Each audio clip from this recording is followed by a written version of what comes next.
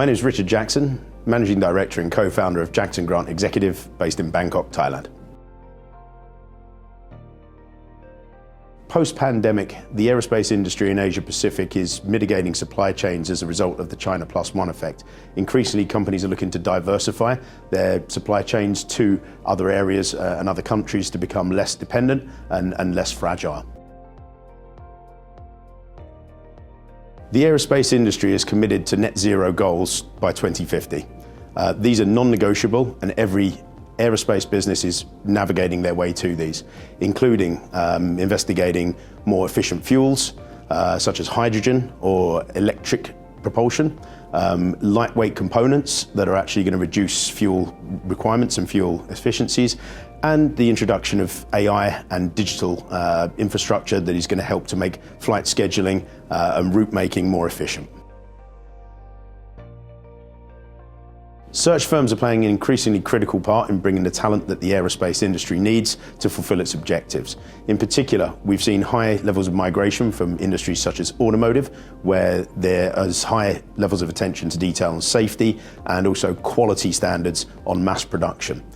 Also, the industries such as IT and digital have seen talent migrate into aerospace as they need to navigate the complexities of bringing in artificial intelligence to drive the next level of development for the aerospace industry. Recently, we were assigned to identify the new head of operations and manufacturing for an aerospace business in Thailand. The company was looking to really move towards a more mass level of production, and as such, the previous talent that we would have looked at was not really going to be right to drive it into the future. Eventually, we identified a suitable candidate who actually came from the automotive background, had a deal of experience in supply chain management and optimization, but also in the raw skills of operational efficiency and lean, which was really what the company needed as it moves into more mass production. 1 year later, that person has now been promoted into a vice presidential role of operations, and the company is benefiting from over a 20% lean operational improvement. The future of the aerospace industry is incredibly exciting.